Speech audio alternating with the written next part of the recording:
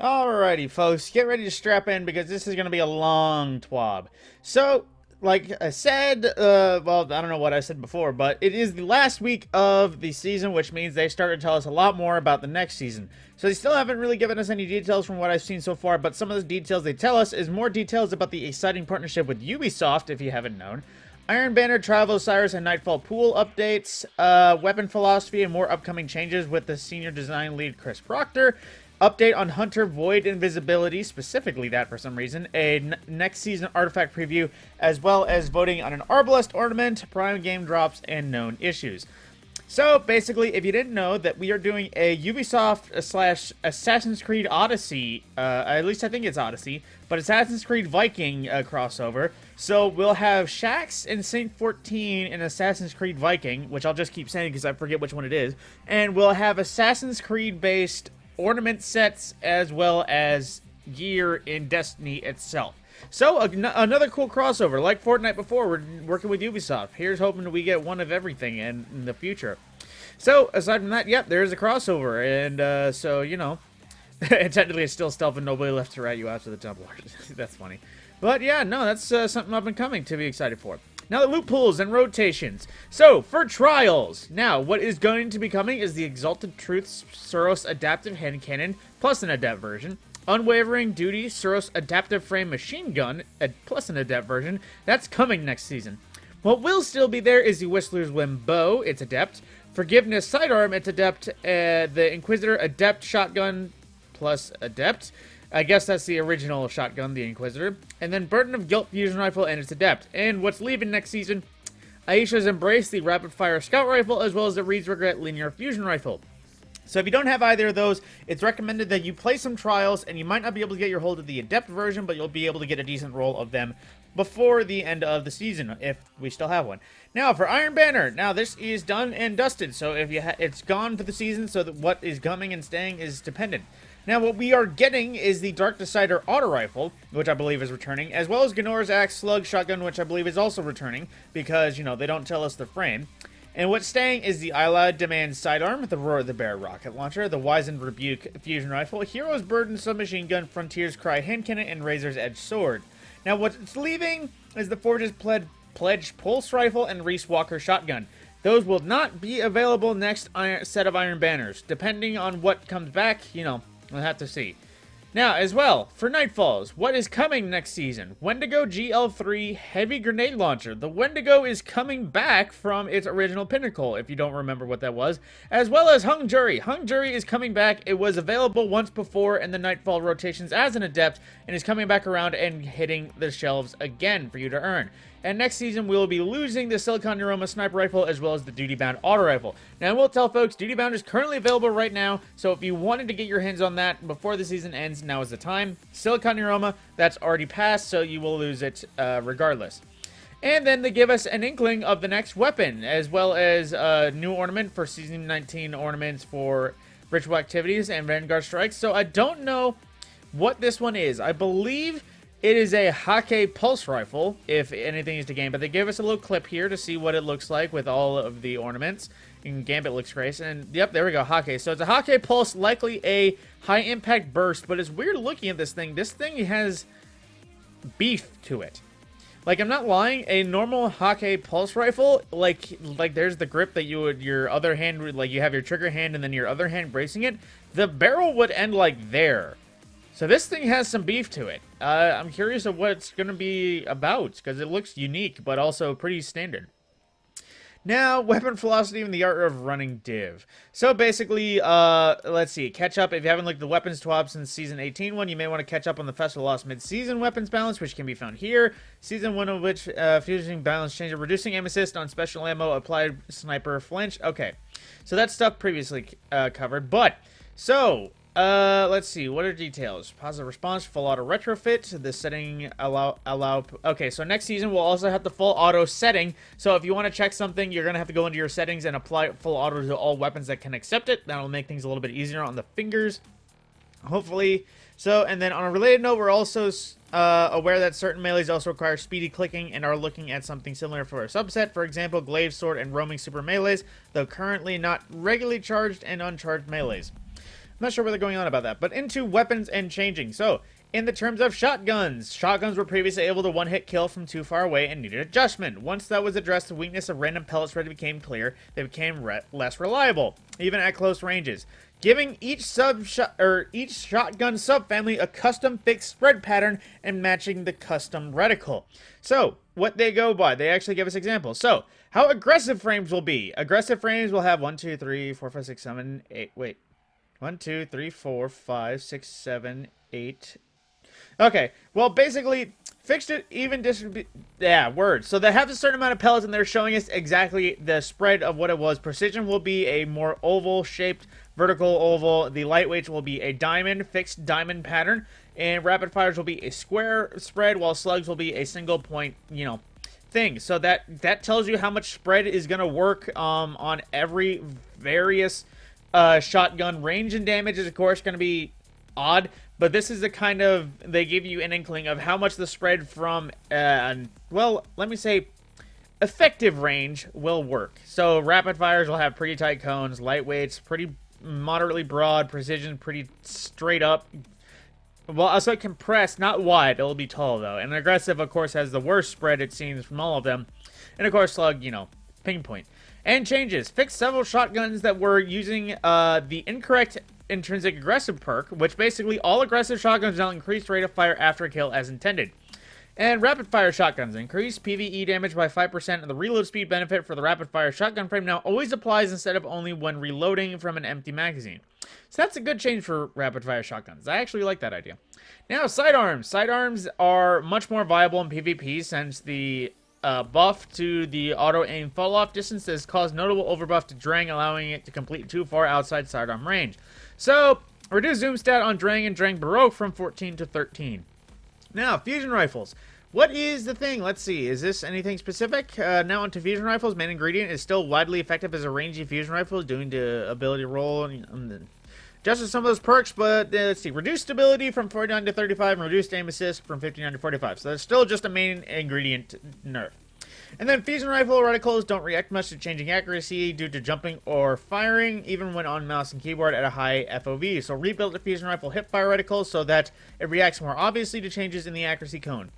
So, ways they are changing glaives. Now, currently, glaive projectiles have been adjusted for more reliable hit detection on the network. Glaive melee attacks can now benefit from exotic armor weapon perks like Syntheseps, Worm's God's Corrects, and Winter's Guile. Maybe even, well, I maybe imagine Halir's Handshake. And glaive melee multipliers, glaive melee damage multipliers reduced by 25 to 30 against champions, mini-bosses, bosses, and vehicles. So, reverse Vorpal. Damage against major and minor enemies unchanged, and glaive melee base damage reduced from 75 to 67. So a little changing to glaives there. Now, how hand cannons are working. Updated Rose, because if you didn't know, Rose is returning based on stuff. And they have adjusted it for smooth reintegration. So updated Rose stats to work for adaptive frame hand cannons. Because if you don't recall, basically, I believe it is staying a adaptive frame, air quotes, with the rate of fire of a lightweight, or a lightweight frame with the rate of fire of adaptive, something like that. But they increased its range from 38 to 43, reduced stability from 45 to 40, and reduced handling from 68 to 60, and airborne effectiveness is a flat 20. So they're reworking some blinding effects. Basically, grenade launchers, and Queenbreaker, and Grand Overture all had old blinding, but they now switched them to the arc blinding effect, which has significantly reduced screen effect brightness and is less overall intrusive, which I do believe also means that those weapons now go hand in hand with arc 3.0. So if you had any benefits to blinding things, now applying to those sort of things. So you can make some more builds based on that. Weapon mods. The Dragonfly, Rampage, and Surrounded perks now have their spec mod behaviors enabled by default. So, if you had a scout rifle that had Dragonfly on it, you wanted Dragonfly spec, but had a champ mod or a major spec, something like that. Now, Dragonfly is performing exactly how Dragon spec would prefer, as same thing with Rampage and Surrounded. They just enable that by default.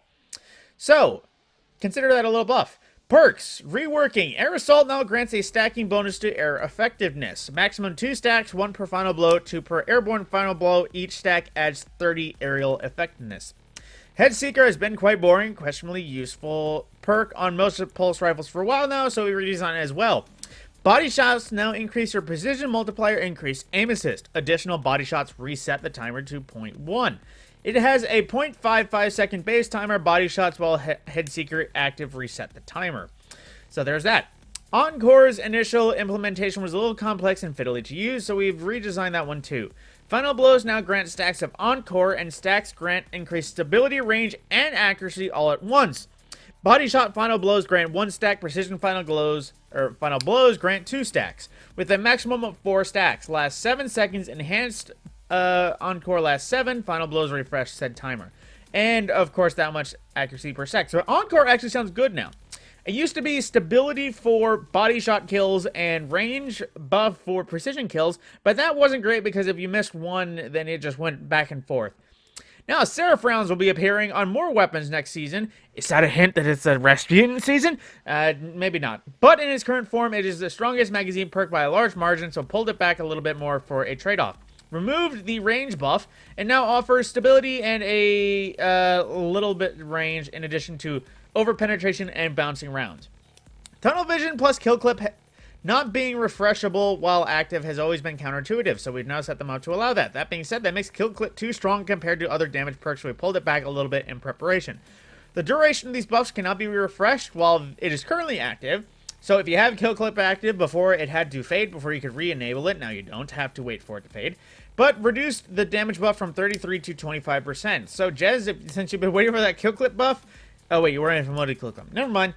Now, redirection didn't use our standard method for checking for weak versus strong enemies, so we've changed it to be consistent with other perks, and it will be appearing on more weapons. Oh, redirection, I remember what that is. Basically, low tier enemies gave you stacks, and once you found a high tier enemy, it would eat your stacks.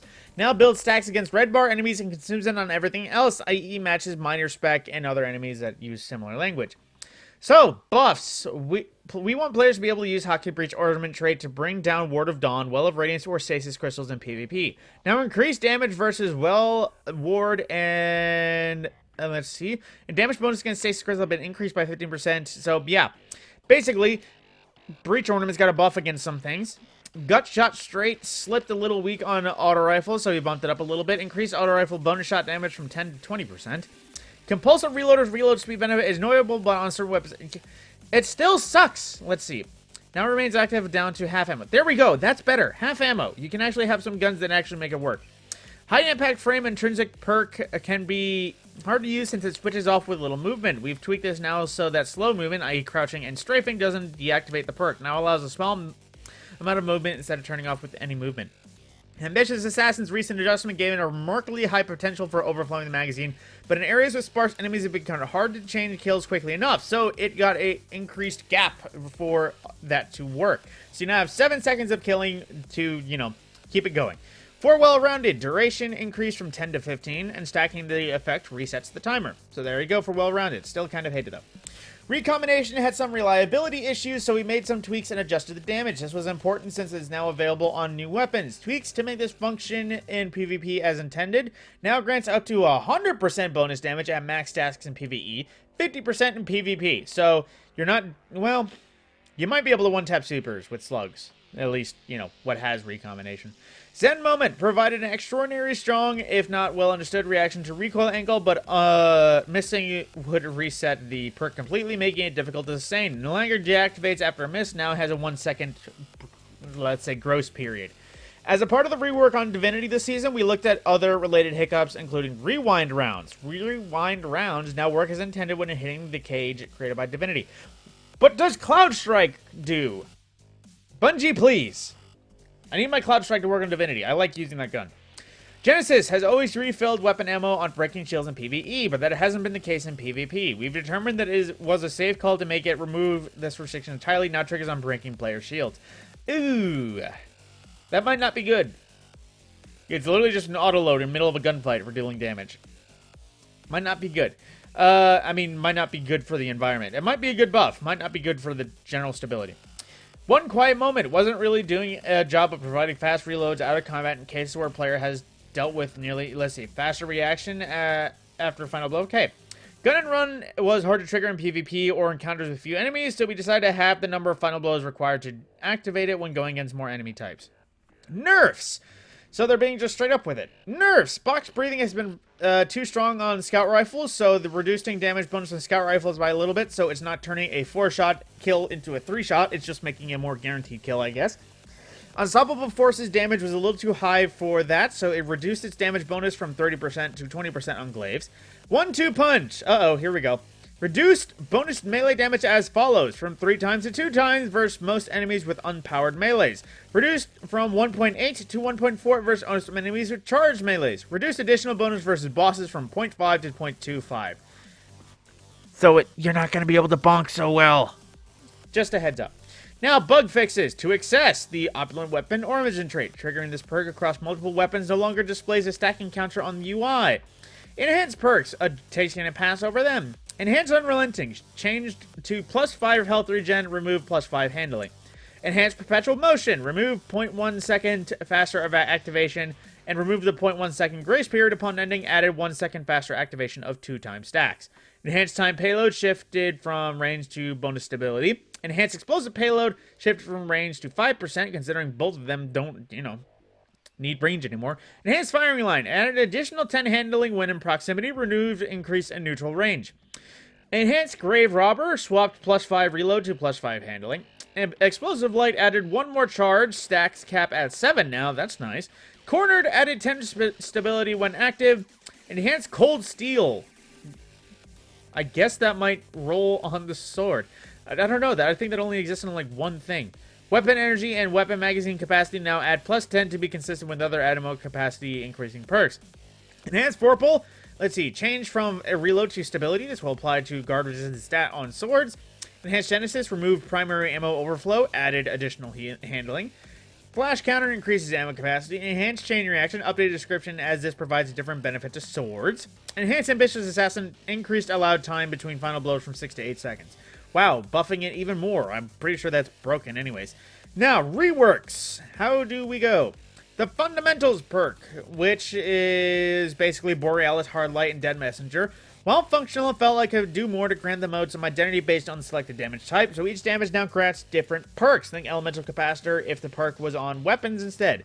So basically, with all those elemental change exotics, when you're on Arc, you get bonus handling and a little bit of range. When you're on Solar, you get a little bit of reload speed and airborne effectiveness. And on Void, you get stability and aim assist. So Arc is handling, Solar is reload and airborne handling, and Void is recoil. So, with the above change to fundamentals, we felt like Borealis needed a more sustained change. Breaking a match shield now refills magazine from reserves and allows your next 5 shots to deal bonus damage not deactivated by reloading. Nice. Jade Rabbit is a strong scout rifle, but Exotic's perk was lackluster. It's redesigned it to be more of a gameplay loop. Quickly landing 3 crits, returns a round to the magazine, increases the damage of your next body shot. Stacks up to 3 increased body shot damage. Resets if you reload. So that sounds like they're trying to keep its identity, but reworking how it works. I don't know. It's hard to say. I mean, I like Jade Rabbit. Kind of, but, we need to see. So, nerfs. 3 weapons dominate raid exotic weapon usage, largely because their effectiveness and ammo efficiency.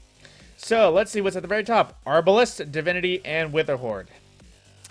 Who could have seen that coming?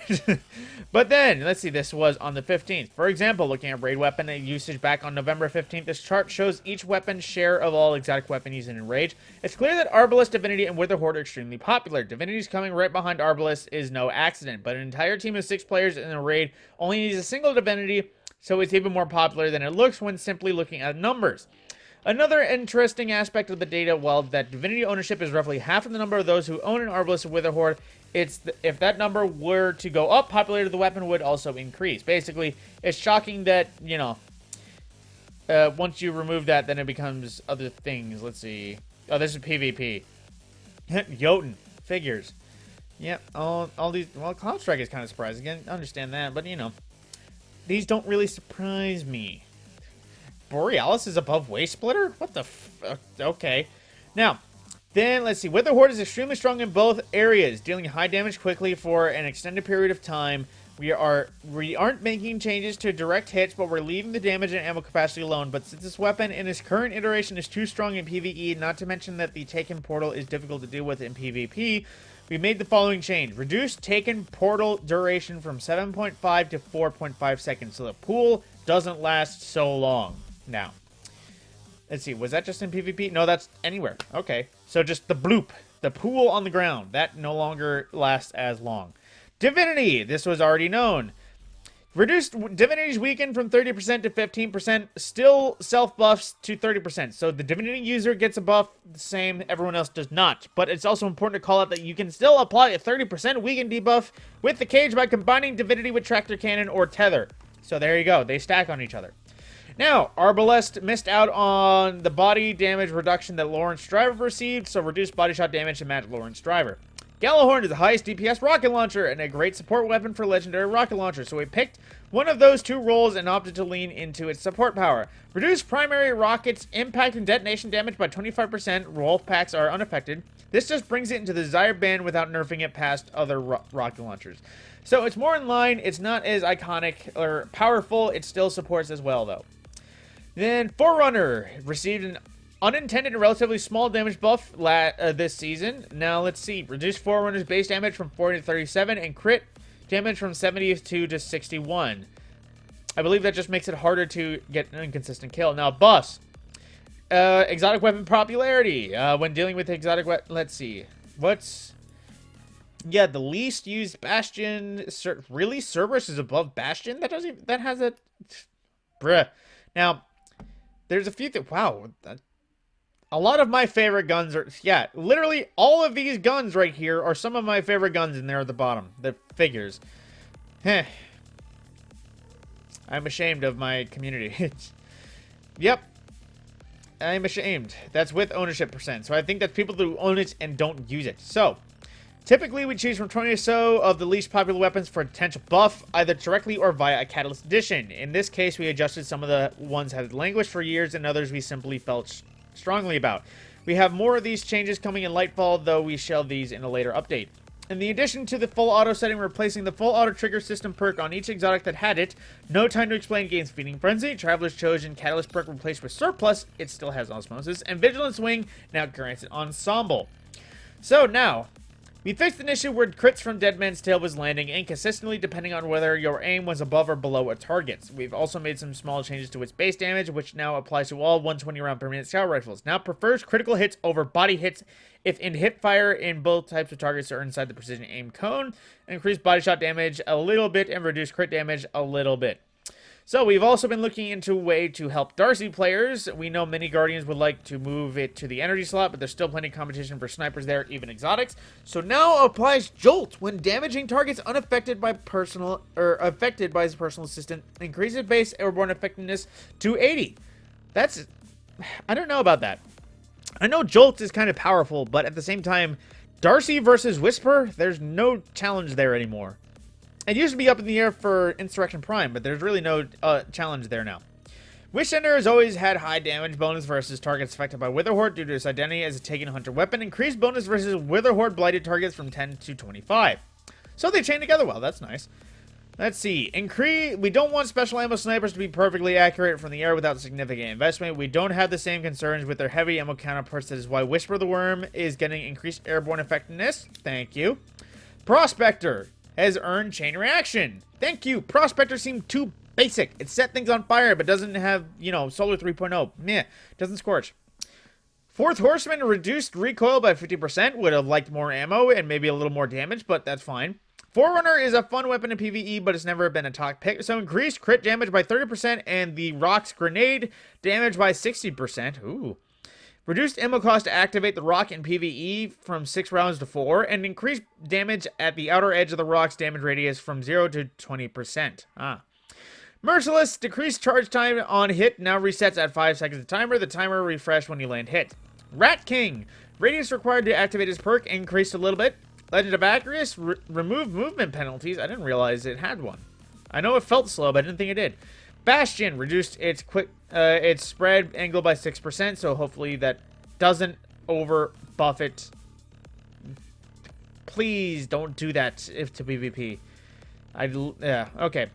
Quicksilver Storm Grenade intentionally shipped on the weak side. You want to see what the uptime of grenades was like in the wild rather than ship them too strong. So, to reduce its weakness, Increase PvP maximum grenade damage from 80 to 120. Increase the explosion radius from 3 meters to 4. Switch rocket damage from arc to kinetic. Oh, okay.